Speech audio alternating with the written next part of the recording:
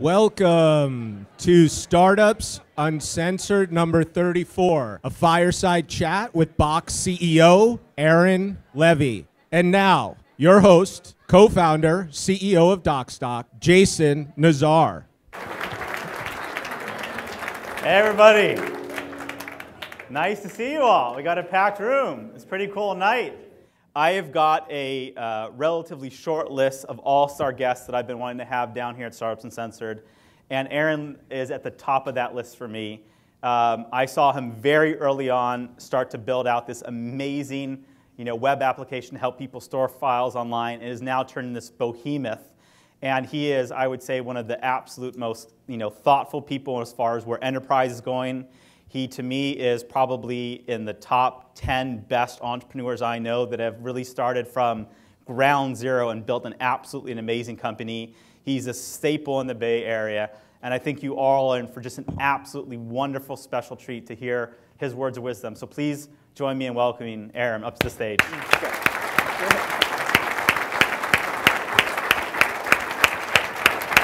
What's up? Hey. Hey, how you doing? Good. Good. Is this the one I go to? Good. That is where you go, my friend. What's up? So, Aaron. Is this just going to stay on there? That's cool. Yeah. Okay. We'll switch it back. Okay. No, I'm like that one, actually. Somebody, I don't know who, you need to upgrade the graphic design functions for our logo. We already got something wrong right out of the gate. Yeah, sort of that. Okay. Yeah. Well, at least we didn't put Dropbox on there. That's probably a good start. That would be awkward. I think that's why most people are here, though. So no. Is this every technology person in the LA surrounding area? Is there people come from OC? How do you have this many people in Los Angeles? This is incredible. It's a good question. Yeah, it's a good question. Okay. Well, let's give Aaron a flavor for the room. Okay. So just so you get a sense of who all is here. If you are currently or in the next couple months plan to start your own company or running your own company, raise your hand. Yeah. So we got about half the room is entrepreneurs. Okay. If you are working in the tech space, either as engineer, design, product, anything like that, raise your hand. Okay. Jobs at box.com. Okay, yeah, keep going. Jobs at box.com. Yep. Investors in the room, raise your hand. If you're an investor, angel, VC, all that good stuff.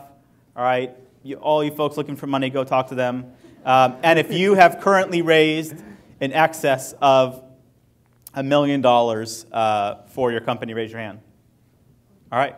Now, the really important question, how many of you are paying Box customers? Oh, come on. What is this? This is bullshit. That's not bad. Okay. No. That means you got a lot of new potential leads here this evening. Yes, that's true. Okay. Right? Yes, sales at box.com. Yes. Thank you. All right, so let's jump in. Generally, the way that we do this is, nothing's pre-planned or rehearsed. Kind of talk a little bit about, your background, what got you interested in starting this. We'll talk a little bit about your general thoughts on where the industry is going, and then we'll, get into the specifics of what these folks are dealing with. Cool. Yeah? Yeah, great. Cool. And did you take your Tourette's medication today? No, working on it. Okay. If anybody has any, that'd be good. Very good. I wish I wore my red shoes, by the way. That's good. I forgot I'm in LA. There's a lot of options for the chemicals that can be acquired. Oh, there are a lot. Okay. There are a lot. Yeah, I will ask that question towards the end. Yeah, we didn't ask that question. I did not. So just tell everybody a little bit about your story. You went to school here, but where did you grow up? And you started really early. So where did that entrepreneurial passion come from early on? Yeah. So we started Box in 2005. I grew up in Seattle, Washington. Anybody? Woo, yeah, all right. And grew up in Seattle, which is actually a pretty great spot to grow up because you have Microsoft right next to you. What's up? And so you kind of find many of their weaknesses that exist. Can you just close your ears for about half what I'm about to say? Okay.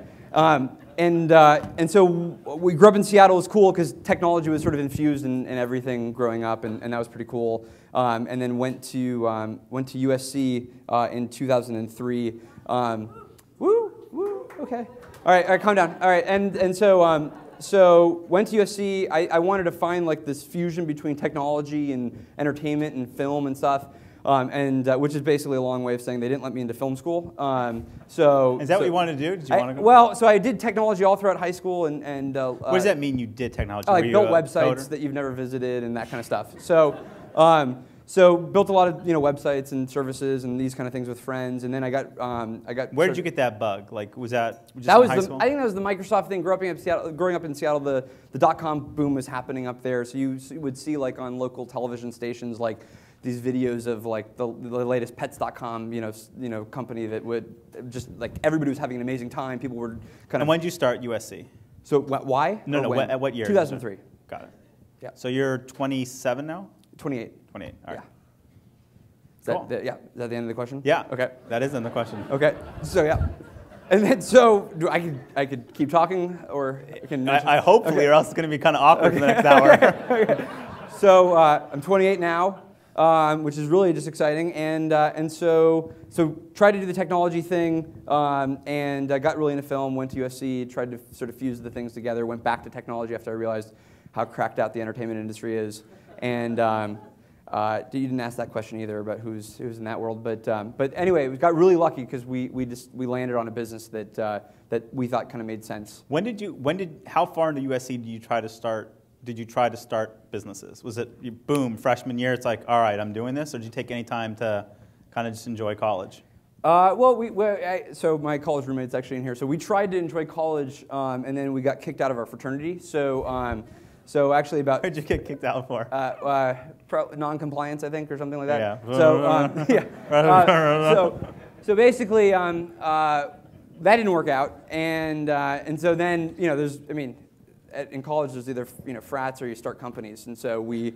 What college are you going to? Yeah. Really? Was that the two options? That's all I saw. So I'm sorry, you didn't make it through Rush. So now, unfortunately, you're gonna have to be $1 billion entrepreneur.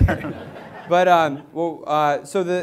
we didn't get let into the frat, and so we decided just to do lots of different things. I spent a lot of time on the internet during my college years, and that could be taken many ways. But in this particular way, building lots of services, trying to start companies, a lot that didn't work out, and then we got lucky because my co-founder, who was at Duke at the time, who I started collaborating with on this stuff, we landed on this idea of Box and having a really simple way to store and share and kind of get to your files from anywhere. So let's talk about that ideation process, because I have probably now heard 150 college students pitch the idea of, I'm going to find a place, like we're going to make something where you can sell your college textbooks, right? Yes, don't do that.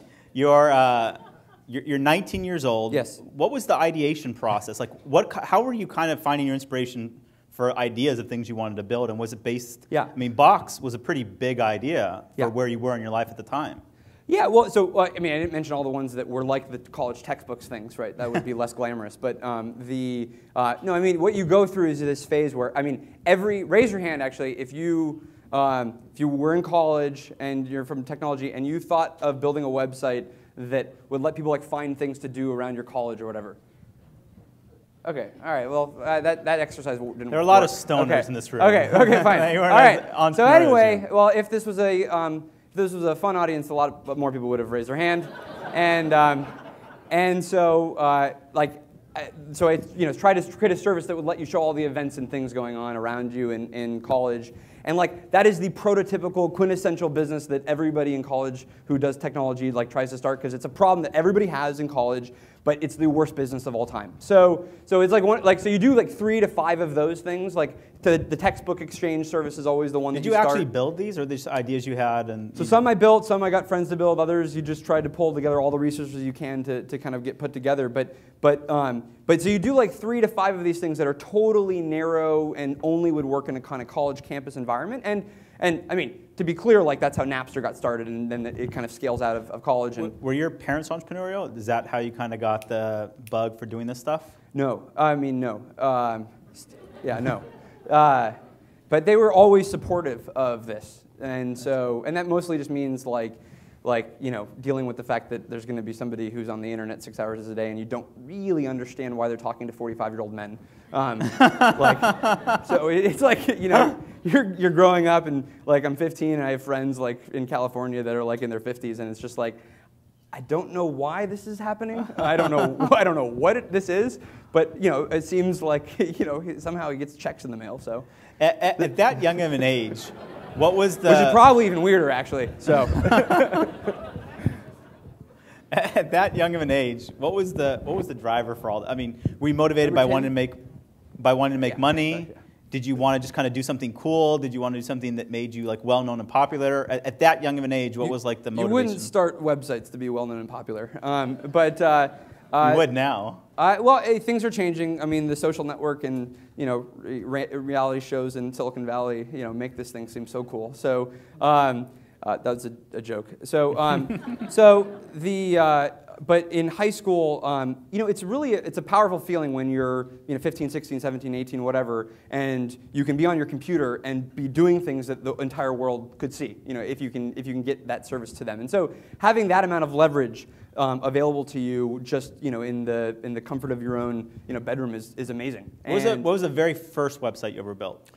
So there were a bunch of it's hard to know like the first, but there was this service called Zizap.com, Zizap.com, which was the fastest search engine on the internet, except for all the other ones that were faster. But it was a great tagline, and so that one didn't work out. And there were some other ones like I let people sort of buy and sell their home online, which is just so cool when you're like 17 and if you're doing for sale by owner websites. So that one didn't work naturally. And so just a bunch of these kind of things, and got lucky with a couple ones that would spike in traffic, and you get affiliate commissions here and there, and it paid for some part of college and stuff. Cool. Yeah. So you settle on the idea of Box. Yeah. This is a very linear conversation. Yeah. Point taken. Point given. Yes. You settle on the idea of Box. What was that very first version, and who did you build it with? Yeah. So was Box always from the beginning about a place to store your files online? Yes. Yeah. Yes. That was after we were doing cardboard box shipments to you. So this is one of those true pivot stories. Yes.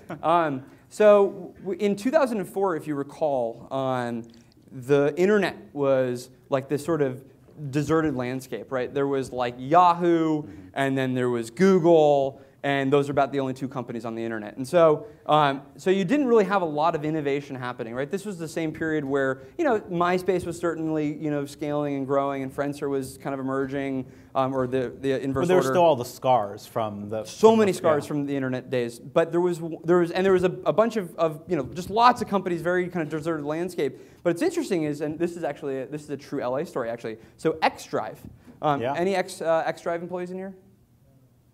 Nobody?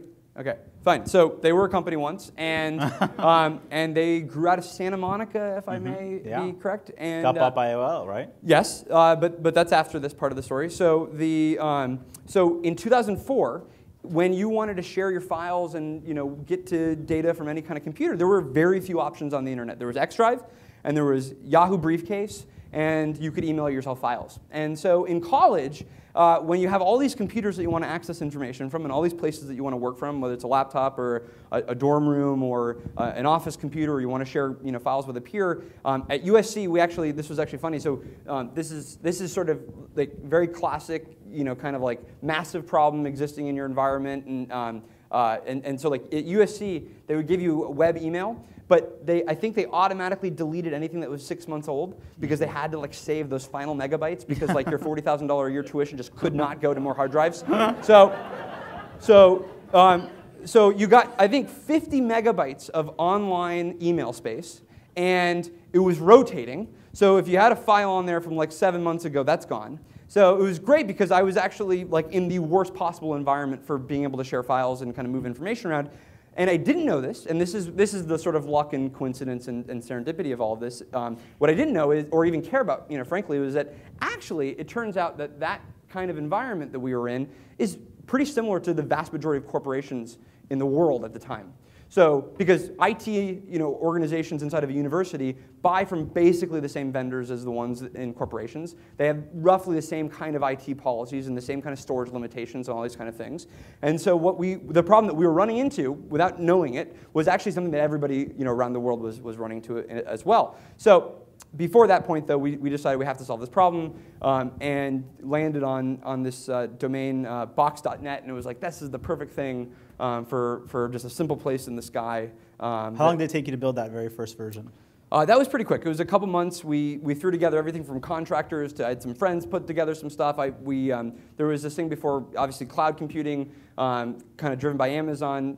There's this company called EV1 servers. So it's this server farm company down in like Houston. And so we put together all the storage, and we realized that there was sort of this, at least in the early days, it was mostly an arbitrage play where you would buy the storage really cheap, and you would be able to offer it to customers with some margin because we were building this interface in front of the storage that would be really easy to use. And the idea was store your files online, get to your files from anywhere, get to any kind of device. There wasn't really that much of a component of mobile because we only had like Palm Trios at the time, so it wasn't a lot of use cases around mobility. And so, but the problem was there. And three big things kind of made it possible to do this in 2005 that didn't really exist 6 years prior when Xdrive was doing it. You had the cost of storage was far cheaper than ever before. You had much better browsers. I mean, better being like IE6 instead of IE3. And then you also had better bandwidth. So you could finally move data online at a speed that that was going to at least not make the experience horrible, unlike the dot-com days, which everybody was on 56 kilobit modems. All right, so we'll come back. Let's just kind of pause. 2005, you start this. Let's fast forward till today. Okay. So talk about how you describe Box today, which I know is still a place to store files online, but it's much bigger than vision than that. So how do you describe the company today? Yeah. Well, so the thing that happened, so we dropped out of college, we did all that kind of stuff, moved to the Bay Area, tried lots of different kind of business models, experimented with lots of different things, and we landed after probably about a year of sort of being in this sort of just really challenging time period. We were just to give a sense of how far you've come. So for example, how much money have you raised for Box? It's all public, right? Yeah. Well, yeah. About $300 million. $300 million. How many employees do you have? About 700. Do you publicly say how many paying subscribers you have overall? No, but it's a few lots. Lots. Yes. Right. And then today you really focus on large enterprise clients, right? Instead of because it started off very much like, hey, I'm the individual, I'm Jason. This is the place I'm going to go to store my files online. Yes.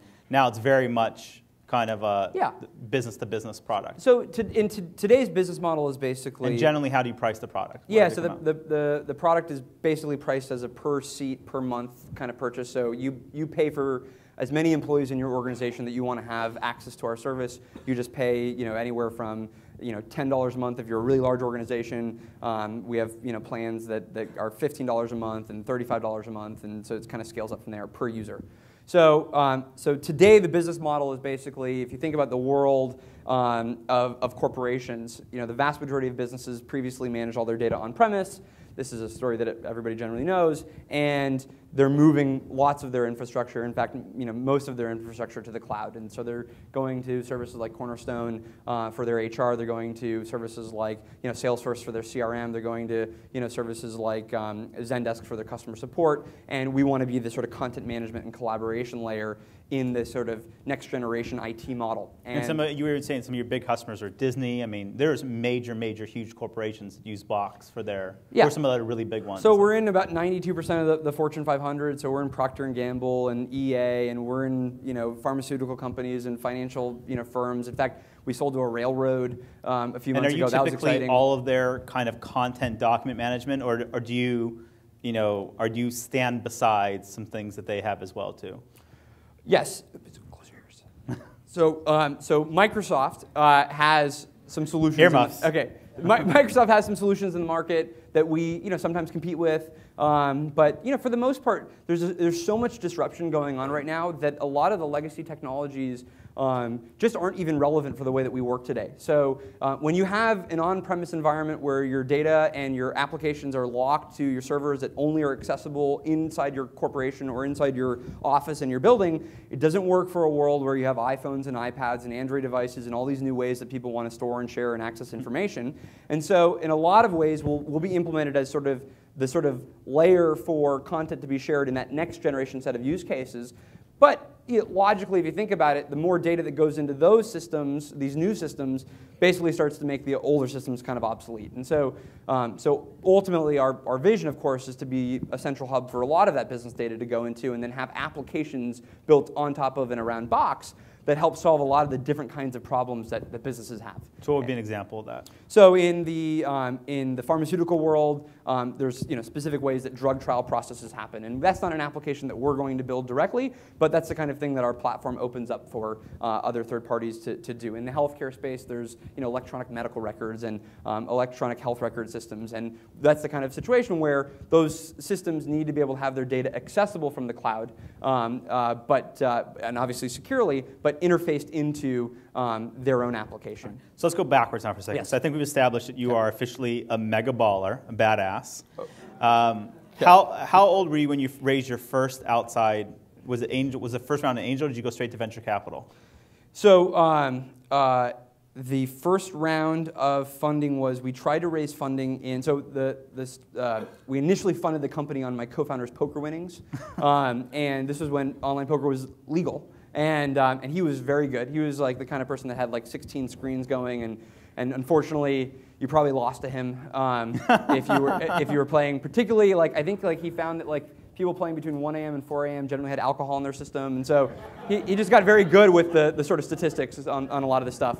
So so that's how we got to our first $15,000, I'd say, and. We funded the company with that. We moved to Seattle the summer of 2005. Was it a hard decision to drop out of school, or you screw it? Well, we hadn't dropped out yet.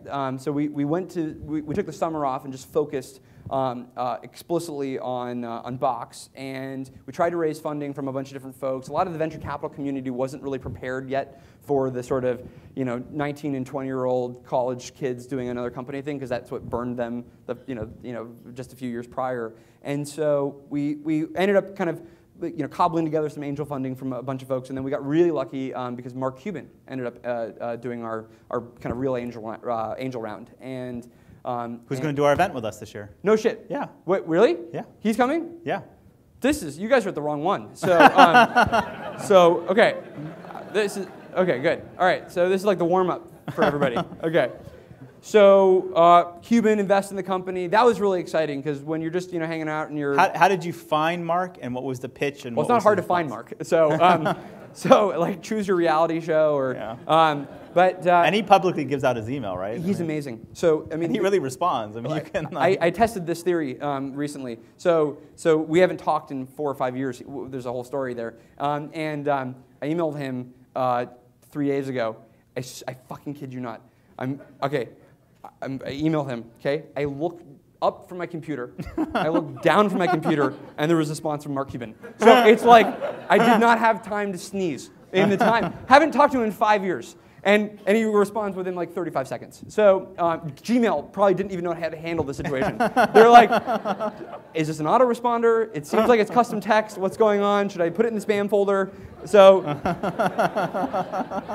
anyway, so Mark Cuban is very good with email. And so we got, and so he was also 5 and 6 and 7 and 8 years ago. And so in 2005, you can do this right now. You just send Mark Cuban an email. And if he sort of likes what you're doing, he has this whole tag team of people that kind of he'll launch into it, do due diligence, and then we got very lucky because it happened to be a space that I think he was thinking about a little bit. He sort of saw the same hard drive economics changing and the same kind of disruption potential that we had seen. So he invested, and that was pretty cool because we're just college students. What was the response? What was the feedback people were giving you pitching at that young of an age? Can you even grow a beard? It was just and this is bad because. And how do you get past that? What do you do to establish credibility when you're 19 years old? Just grow.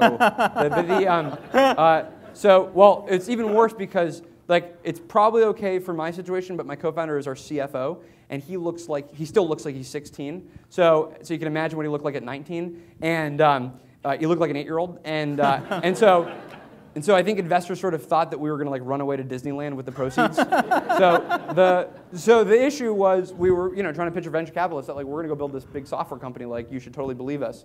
And they're like, yeah, Magic Mountain, I got it. Okay, so that didn't work. So we didn't get funding a lot of times with that. And the feedback was your standard stuff. You guys don't know the market well enough. This is going to be very challenging. Probably the best feedback that actually ended up being right. And I think we had to hear it 100 times to really internalize it. But the big feedback was that storage is a commodity. That's a fair point. But in truth, that's something that people say to sort of disparage things. But then it turns out you can actually do a lot of cool stuff with commodities. But in this case, the view was companies like Microsoft and Apple and Google would be able to, over the long run, subsidize this kind of product through other means. Advertising, selling you more devices, showing you other kinds of products.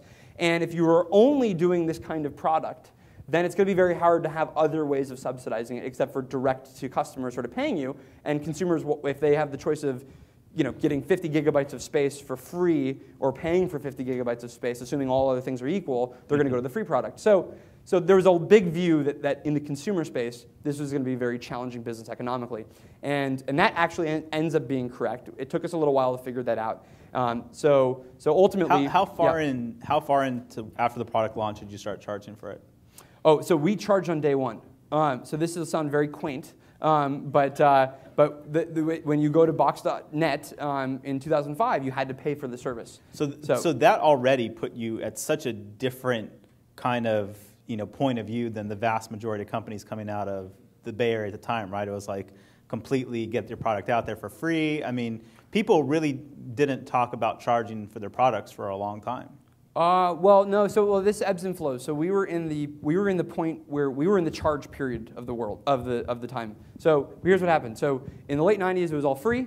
In the early 2000s, it was pay again because realized that free didn't work. Then it went free, and then it's now back to sort of okay. There's this cool pay thing. So we were actually behind the curve. I think we actually should have launched this as free. We would have saved a year. And what we ended up doing, the reason why we went free was we realized that we just are blocking the top of the funnel like dramatically. But even when you were free, you had paid options, right? It was free up to a certain. So then actually, monetizing the free thing that was good because we actually had started with a business model. We opened up the business model, but still had one kind of in the process. All right. So the $1 million question, and what I'm sure a lot of people say, how did you get your first 1,000 customers? Was it just that you got the word out and the product was that good that people started using it, or how did you really generate demand early on? Well, I'll try and say, the real version of the story is not super interesting. So I'll try and kind of mold a couple periods of time into one. Because the real version was like the internet, quite frankly, there wasn't a lot of stuff going on the internet. Like TechCrunch didn't exist. So there just wasn't as much of an expansion of all this stuff going on. So we could stand out by just, emailing all the bloggers, they would write about it. It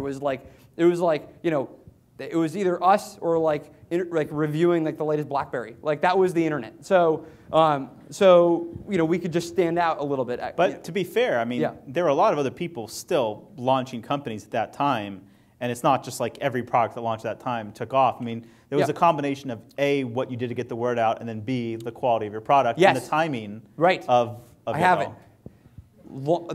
It worked for us, so it could work for you. Launch on Dig. So we launched on Dig. You can't do that today. So so we were. That's the joke, guys. Come on, be with me. We would get this in the valley. All right. So okay. So anyway, no. So in 2000. So the first kind of couple thousand users was just brute force. We just tried to market to everybody. We tried to reach out to all the bloggers. In fact, the only reason why we reached out to Mark Cuban wasn't because we wanted to raise funding. We actually wanted him to write about it on Blog Maverick. It was like the only blog on the internet. So we reached out to Mark Cuban for that reason. Now, okay, so a year later, we went freemium. We launched on, we were like the #1 thing on Dig. All of a sudden, we had 30,000 users in China. It was just it was explosive. And then we started getting 50,000 users a week, and so complete top. Really, of the funnel. that early on, you started getting that many users? Well, we were the first company to offer a free gigabyte of space online. And that was like the big disruption was we saw, because this was before G Drive and SkyDrive and all these other things. And so we said, well, let's just give away some space, and we'll figure out a way to monetize it on the back end as people use more and more space. So that was what we did then.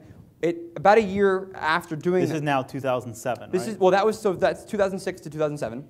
And then 2007, we just saw the writing on the wall. It was like, the upgrade rates were pretty decent, but there was just enough noise around Google doing this thing called Google Drive, G Drive. There was enough noise around Microsoft doing this thing at the time called Live Mesh, and .cloud from Mac from Apple was sort of in the fray. And so we just decided that on one hand we could help people share their baby photos, and on the other hand, we could help entire organizations collaborate and share data. And it turns out they'll also pay like 1,000 times what the consumer will pay for the service. And so that's why we ultimately decided to go enterprise in 2007. Okay. And so now, fast forward. And in those first 2 years, though, first 2-3 years, I mean, you were getting a lot of traction. You got different acquisition offers, right, or interest?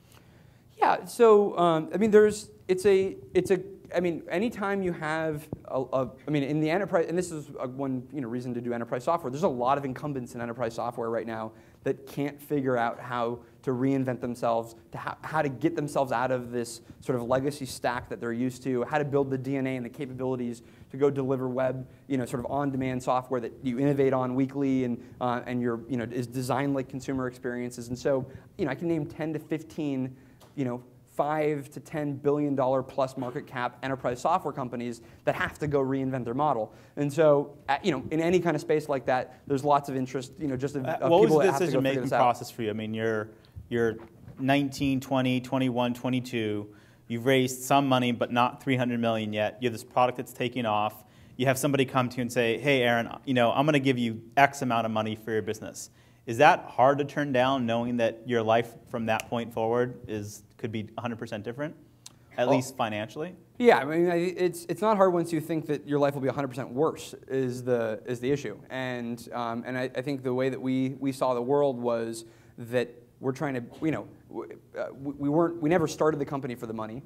We started the company because we thought there was this really cool opportunity to build technology that people could use to share and access their information from anywhere. That problem hasn't gone away. It's only increased. Let me ask you that just for a second. Okay, sure. Some part of you starts it for the money. Yeah. What? The money's some part. I mean, you're not doing this as a humanitarian service. You want to have. Who? What are you talking about? My alternative was Peace Corps. On a scale of one to Peace Corps. 1 to Peace Corps. Okay, yeah. No, but really, just because I think it's interesting, and yeah. I always ask the question of lots of different entrepreneurs, yeah. and I don't know that one way is. Well, I don't know. I'm just going to ask you. Sure. Out of 1 to 100, what yep. percentage of it was you were doing it just because you wanted something really cool, and what percentage of it were you doing it because, like, hey, this is something that can make me a lot of money one day? So probably throughout the entire experience, 99.9% is the latter. Which one was the latter? Was that the money one or the doing something cool one?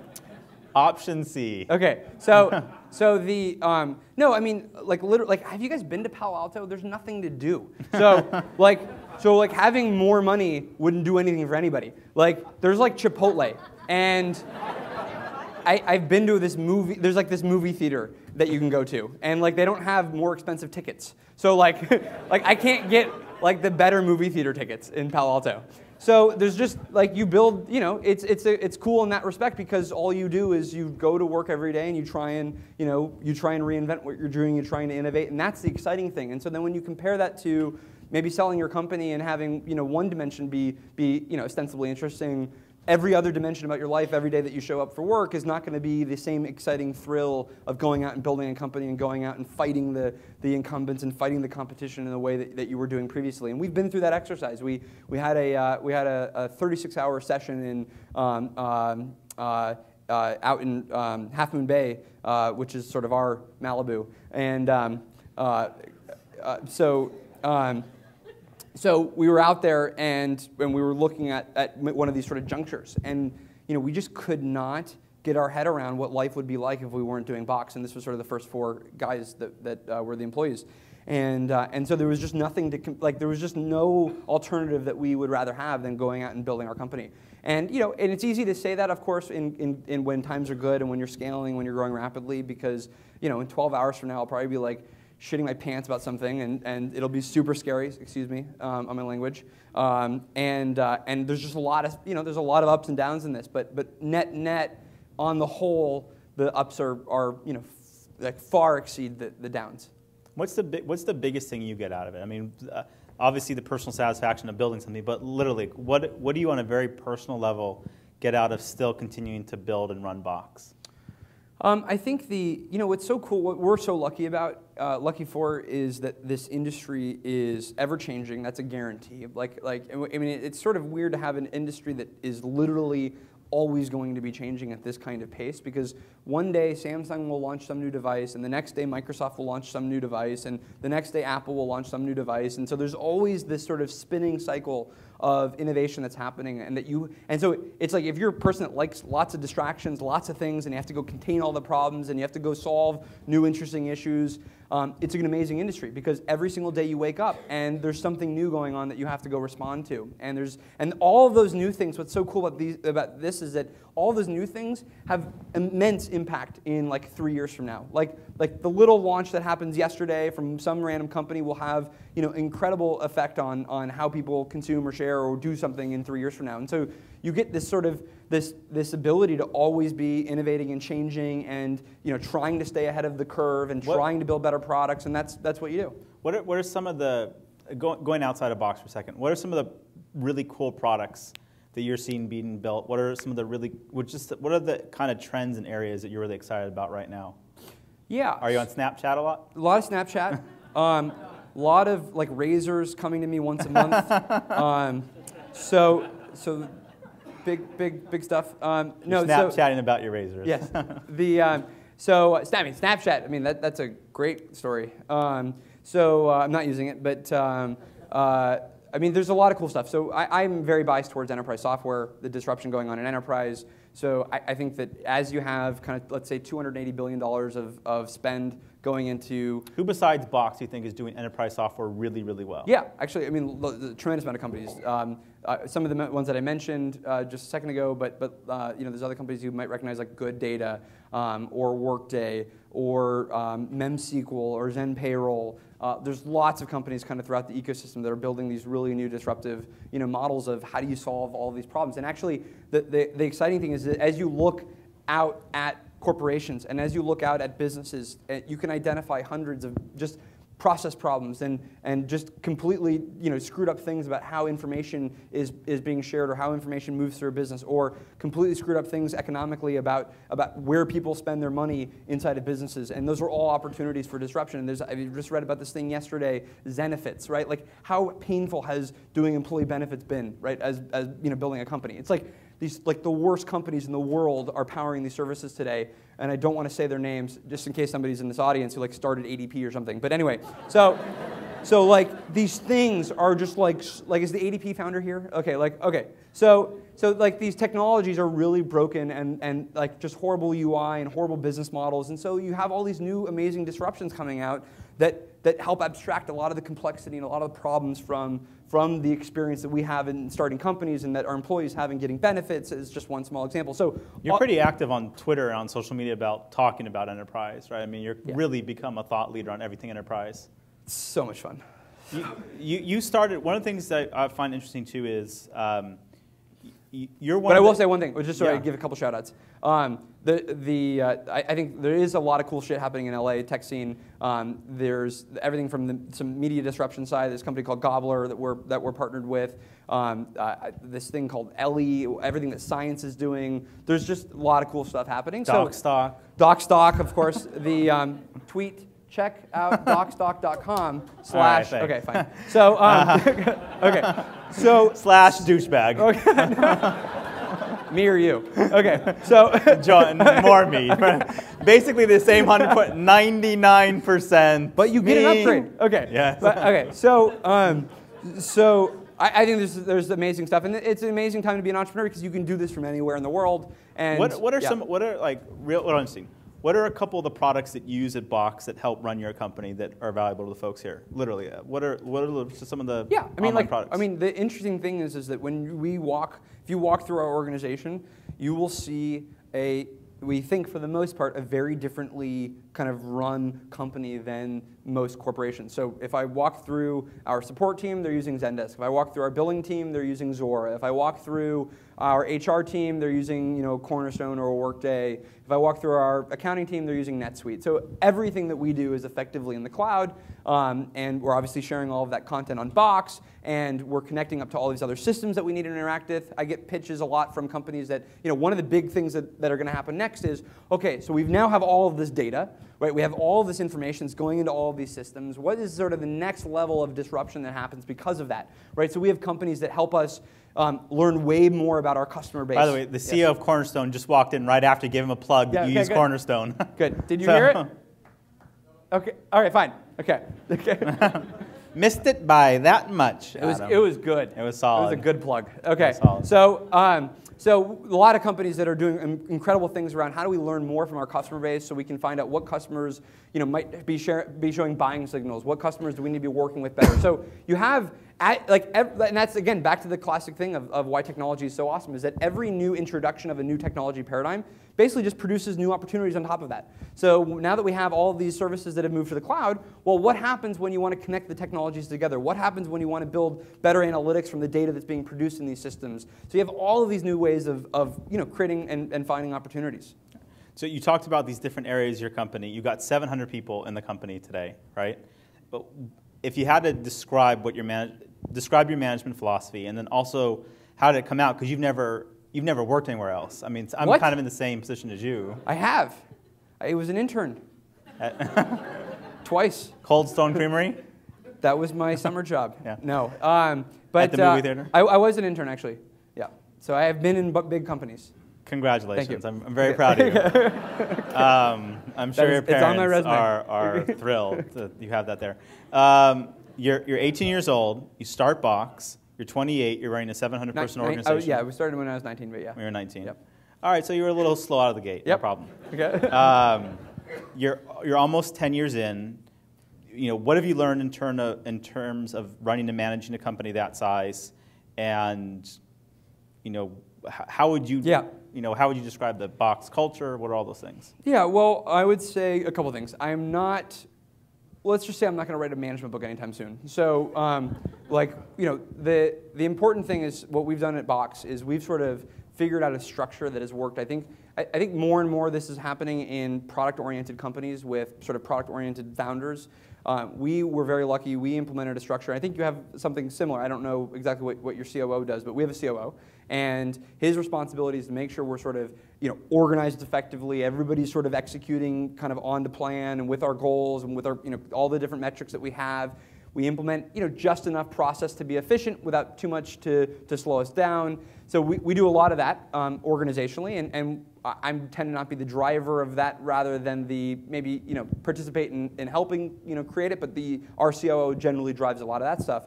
And my job in the company is to try and do my best to make sure that we're always sort of ahead of the market. And so the shared responsibilities is that we have hopefully a well-run organization from a management and an execution standpoint, and that employees are happy and that we're doing a good job building the organization. And we layer on this component of sort of how do we always stay ahead? How do we stay ahead of the competition? How do we stay ahead of the market? How do we make sure what we're building is going to take us into the future? And that's sort of the relationship that we've been able to create. How do you keep that startup-y feel at a 700-person organization? And I think that helps when we have this kind of setup, because I can go and distract people in the way that I did when we were 7 or 10 or 15 people, but we can still point to the organizational structure and the efficiency and the well-run parts of the business that are the scaffolding that hold us in place as I go do that and kind of break various things and piss various people off and that kind of stuff. And so that's how we've been able to make it work. Are you the cultural leader of the company, or do you kind of outsource that across the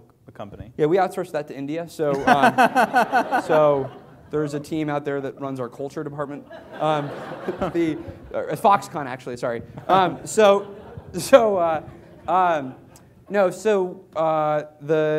The culture has to be created by a number of people.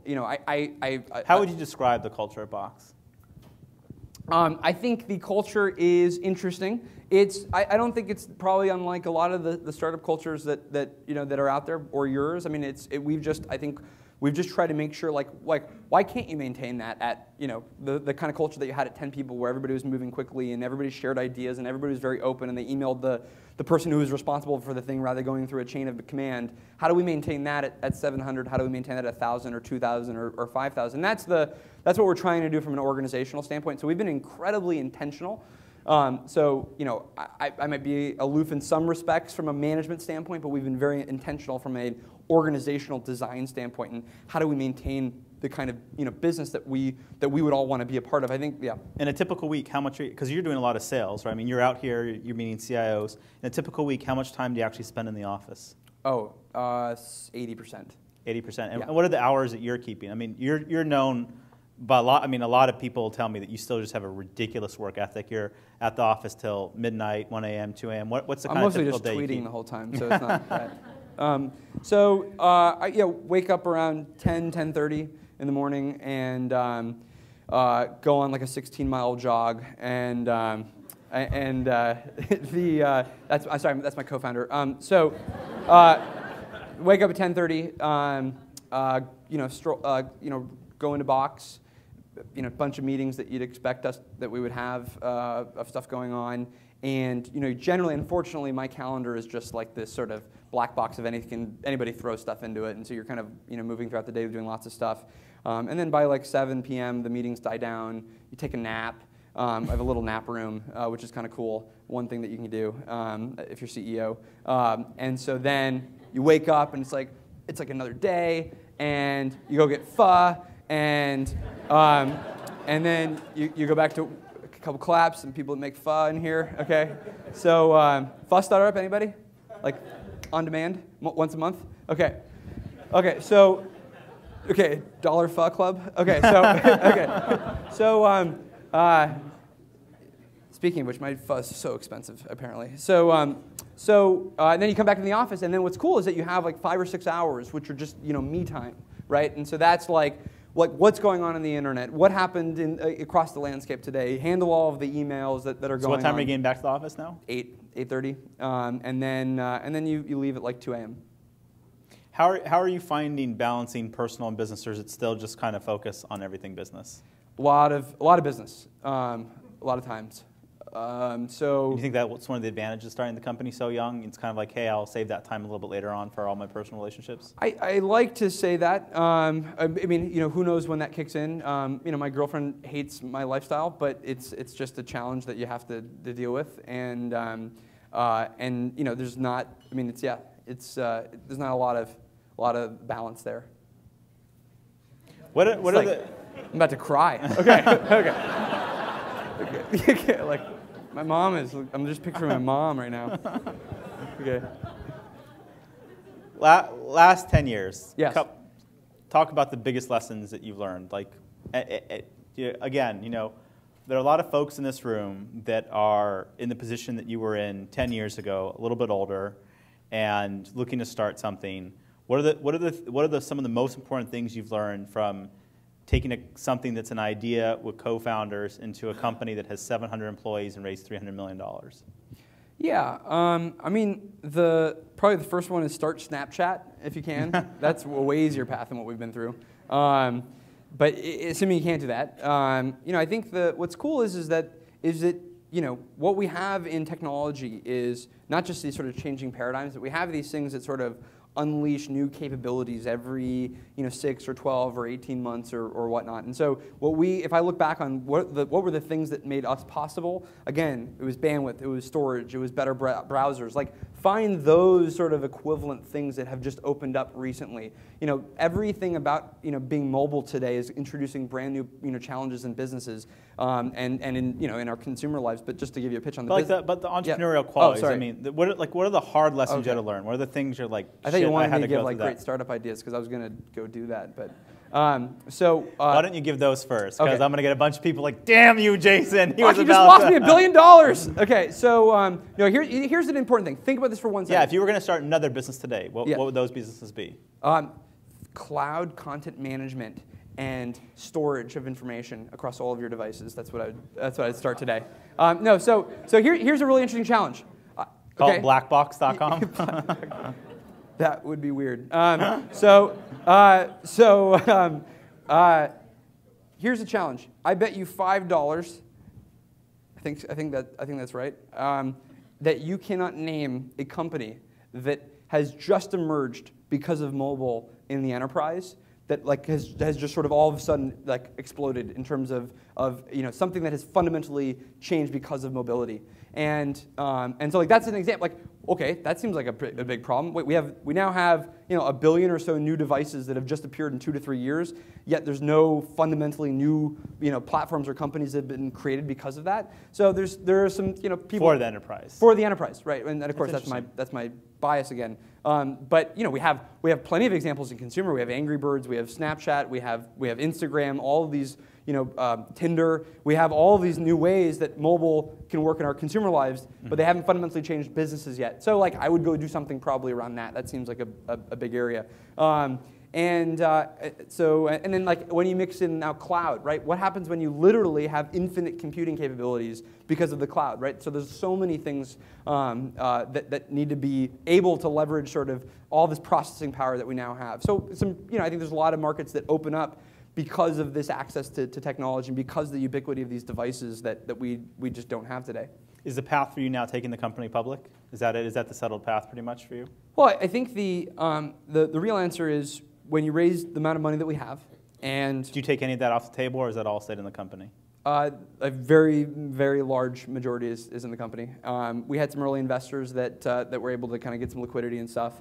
But if you think about, given the amount of money that we've raised, and given that we don't want to sell the company, that really leads you to kind of one logical conclusion, and that's a lot of Disneyland trips. That's a lot of Disneyland trips. That's the only conclusion. We're gonna build a ship, and so that's the logical conclusion of this. So so like we would likely be a public company at some point, assuming we keep on this trajectory. And there's nothing interesting about being a public company. It's just that's the reality of the situation. How far out does that feel for you? No idea.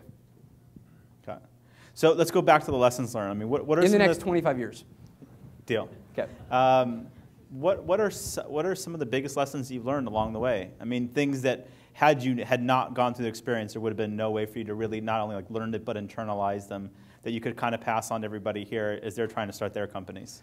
Yeah, I mean it's hard. I've read every piece of advice has been given, so I'm trying to like. Or think of it this way: what are the big mistakes that you've made? Yeah, I mean, I would say the times in which we've ultimately been like, shit, we should have done that sooner, are times where our customer was telling us something, and we thought that we had a better answer, or that something was going to happen differently than they did, and we should have just gone the path that they were sharing with us. I mean, the only reason that we're in the enterprise is we had a lot of customers that were calling us up saying, how do we get an enterprise edition for this? And at first, for like the first 5-6 months, we were like, that's really boring, that makes no sense, why would we go do that? And lo and behold, this is all we do. So it's those kind of situations where if you can move faster because you can get to a conclusion more quickly, whether that's a hiring thing, whether it's a firing thing, whether it's a product decision. I mean, all we are doing is competing against time, and so your ability to move quickly is what leads you to kind of winning or losing. I think certainly all the team building stuff that you always hear, all of that's real. Like build the best team possible, and that is the amount of people that we've hired that have fundamentally changed our business is just, I can't even count it, right? So the company is an amalgamation of amazing people who have done amazing things, and that's how you end up with what you have. And so you have to surround yourself with those amazing people. You have to obviously make sure that you keep your bar extremely high, but that you're surrounding yourself with just people that can take you in new directions. What's your interview process? What's the onboarding? So you find a candidate, they come in from a recruiter, they come in from a resume. Somebody gets in front of you somehow. Yes. And you want the absolute best talent. You want these amazing people who are going to do these amazing things.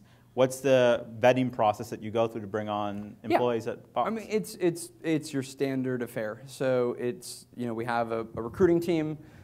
They're the front lines. They sort of do basic cultural experience, aptitude kind of testing on phone calls and through resumes, and trying to sneak around GitHub and all these kind of things. And then if you pass that, you will come in usually for you'll do a phone screen with a hiring manager on the team. They'll do probably something very similar to what the recruiting team did, with a little bit more with a little bit more specificity around the role. And then you'd come for an on-site and meet 5, 6, 8 people, and we'd grill you and about various things like how do you fit a square into a circle, and no, we don't do that kind of stuff. So and we just try and get a sense for I think the 3 to 4 characteristics are all your basics. So experience and smarts and critical thinking and all those kind of things. But then I think the biggest override that we have as a company is the cultural override. I think this is the thing that is probably the biggest blocker when we do hiring is somebody will get low culture scores. So everybody. Why does somebody get low culture score? I mean, for the a lot of. What are you looking for in your? Yeah, we're looking for people that are going to be extremely energetic. They're going to move quickly. They're going to be fun to work with. We do this somebody invented this test called the Drive to Denver test or something, patented. And it's like if you drove to Denver with this person, I think it's actually it might be the Drive to LA test. I forget what city. So anyway, the point is like if you had to be in a car with this person for 8 hours, would that be a painful experience, or would you learn something? Would you be a better person at the end of it? Would you be engaged? Would that have been so? Everyone that you interview, you actually drive with them do a to drive? Denver. Oh, I forgot to tell you that this is it's a driving interview process. Yeah. So we have stop points where a new person swaps in, yeah. So we want to make sure that someone's going to jive with our culture, that they're going to be able to be a part of the team that we're building. How much time do you still spend on? But let me say one other thing. I'm sorry, if I may say one other thing. So 3 things everybody should be looking for in hiring. Okay, and the third thing is, because I don't want to just leave my one. Okay, the first thing is, can they do today's job? Okay, we got that right. Everybody's looking when you do an interview process, you're basically testing most of the time, can they do today's job? The second thing. And as you kind of scale up in this, you see a decrease in the amount of people that are truly testing for these capabilities. So the first thing is, can they do today's job? The second thing is, can they do the job in 2 years from now? So in our organization, we're growing between 50 and 100% every year from a headcount standpoint. So the job that you take today is going to be 2 to 4 times larger in a couple of years, right? Just as we're scaling up. And so that's, can they do that job? And it's very hard to test for that. I mean, there's a lot of things that you should try and find out. A lot of times we try and hire people that have done the 2-year away job today, or they're already doing that, so that way they can help us get there faster. But then the third thing, and this is way more, this is probably the hardest to truly get at in an interview, and there's just no great science about it. But we sort of look for people that are going to take us in new directions, people that are going to help us with our own network effects as a business. Like, do you know great people that would end up being able to work here? Are you somebody that could, if we had a box mafia at some point, we'd want to have as a part of that? These are the kinds of things that we think about, right? And it's like, we look for all 3 of these things. And the first one is the easiest to tell, right? Mm-hmm. And the second one is a little bit harder, but then the third one is way more meta. And it's like, do we think that we should be in this ship together, and that you should have, you should be a part of this, and that you can take us in the directions that we need to go? When you've made hiring mistakes, when you've hired someone that ultimately doesn't work out, what usually is the mistake? What tripped you up in the process? Well, so one thing that we've done more of today, and we're still getting better at this, is actually try and ask that question before we even do the hire. So why could this go wrong? Why, if you do an interview and you see some flags, okay, let's unravel that. What would that lead to if this hire doesn't work out in this organization? And you present that back to the candidate to give them the opportunity to address that? Not often, but I mean, if we find a discrepancy, then we have to go address that and go figure that out. But a lot of times it's an internal conversation. It's like, okay, we see this red flag. Let's pretend that there's a scenario which this person doesn't work out. Would it, do we think it would be because of this, and why would that happen? And you want people to have critical thinking about hiring. What's the best case scenario? What's the worst case scenario? And what are some of the questions that you ask in the interview process? Not just hey, where did you work, da-da-da. Yep. What are some of the things that you ask to really kind of get to the nitty-gritty of somebody's personality to determine whether you'd want to work with them or not? So the thing that I do is I try and ask people about situations where, here's a really straightforward example. Is somebody in marketing. So, 'cause, all of the technology and code stuff, that's all, there's best practice on all that stuff. Let's say there's somebody in marketing, and you're trying to just interview, like, how would they do in your environment. You can ask two questions, right? So one is, what did you do? Walk me through all of that. Another is, what would you do here? Walk me through all that. But one of the things on the what you did is asking them, what could you have done better in this situation? So a lot of times people haven't thought about, like, what was actually limiting them. Like, so let's say somebody grew a user base to 5 million. Well, how could you have gotten that to 10 million? And who is blocking you? Like, was it projects? Was it ideas? Was it strategies? Was it dollars? Why didn't you get to 10 million? And challenging them on even the great things that they did. How often do you find the candidate takes some measure of personal responsibility versus just say, oh, well, if I had more money, if I had more time, if I had more support? Yeah, there's usually great explanations that don't involve themselves. So but a very thoughtful candidate will certainly, like, think through that. And it's not so much about, again, the key is not so much about that they should have done it. I mean, again, I'm talking about situations where the candidate's already amazing. The key is not that they should have done it. The key is that they know how they could have done it. Because you want a world of, like, limitless possibilities, so you want people that weren't even at their limit previously. They can think beyond that limit. Three most important qualities you look for in everybody hire. Qualities. Yeah, I mean, again, energy, culture, that whole sort of the social side of all of this, aptitude, smarts, the sort of critical thinking side of this. And I think we generally want people that can take us in new directions and expand our thinking. And so we do a lot of things where, like, we'll do a lot of things where somebody might have had a great interview process, but we say, come back with a what would you do in 90-day plan if you wanted to change this whole model around, and getting people to present back to you what they would do in that situation is pretty important. Who are the folks that you've learned the most from and look up to as mentors in the entrepreneurial space? I think there's a lot of things. So I generally am a fan of learning from anywhere you can, right? So whether that is,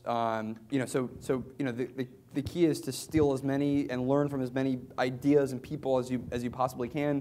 Read a lot of books. Try and read everything that is written about technology and building companies that's out there. You try, sometimes like my Saturday night at like 2 a.m. is usually watching, like, YouTube interviews of people. Just because, like, there's nothing else to do, so, like, why not learn about, like, how somebody did solve that problem or did that thing. So who are the folks that have had the biggest impact on you? Everybody from, you have the classic Steve Jobs from a product and an innovation standpoint. You have Mark Benioff from a how do you build a software and a sales company. So Mark Benioff, Salesforce. What's that? Yes. Yeah. So Mark. You're in Los Angeles. Not everyone will know. Sorry. Mark Okay. Benioff. Yeah. Mark Benioff. So there's this guy, Mark Zuckerberg. He's at Facebook.com. So I haven't learned much from him, but that's actually what you can learn from him is how do you fucking go build a mega company, like, with you still as the leader. Like, there's some like the thing that they don't get credit for is the talent that they put in place. Did you ever get any pressure along the way from any investors to say, hey, step aside and let's have a more experienced CEO come and run this? Yeah, probably. I mean, it's not that. It's more subtle than that, right? So it's sort of you dance around the issue. It's this fun little dance, and then you pick up on, I know what conversation we're having. So, and then you either your two options are to get really aggressive or do what we did, which was we said, okay, let me hear your issues. You learn the issues, and you say, okay, actually, I think there's another solution to this. If your issues are, you want somebody that's been a part of a large organization that scaled it up. You want somebody that probably is a bit more operationally minded. You want somebody that's going to be able to put in the kind of structure in place as you are building a company. Well, it turns out, yes, like, traditionally that's the CEO's job, but there's also a way to complement a CEO with a COO to make those things happen. So like that was how we responded to that situation. And I think, Zuck, for instance, like, invented that, at least in the modern era. But lots of companies had done this, way earlier. Like the other secret about Microsoft, you hear about Paul Allen and Steve Jobs. I'm sorry, not Steve Jobs. You do hear about Steve Jobs vis-a-vis Microsoft, but Ballmer and Bill Gates. But they actually had, like, COOs and presidents pretty early on, in fact, as they were building out their organization. So you can learn about all these different kinds of strategies from all these different kind of people. And it's you want to be the sort of Andy Grove, right? Read Only the Paranoid Survive, of how you go figure out marketplaces and competition across the board. IBM you can learn amazing things from. Everything that we're doing today as an industry, at least on the enterprise side, is stuff that IBM was thinking about in 1955.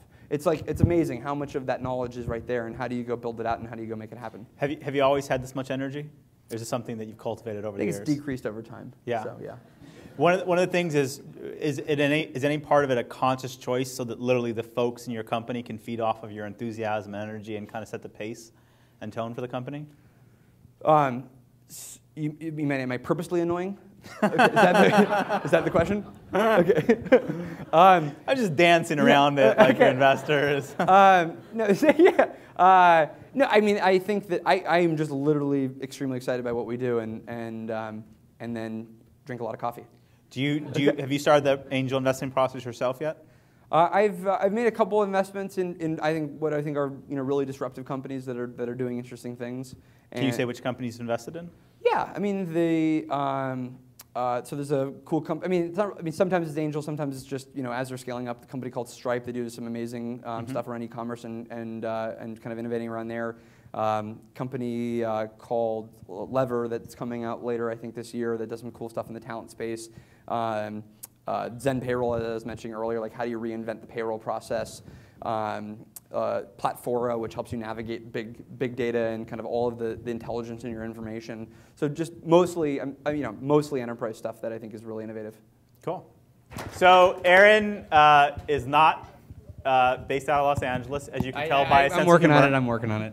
And I wanted to thank him not only for coming down today, but for being an incredibly candid, awesome entrepreneur that shared everything. I think you officially have now the highest word count of any, the most words spoken. I'm just helping your SEO for this event. So the most words spoken at any startup Uncensored. Buy pharmaceuticals online. Yeah. But SEO joke. I had a chance to get to meet Aaron relatively early on, and we've hung out a couple times in a social setting. You've sort of been like a father figure to me.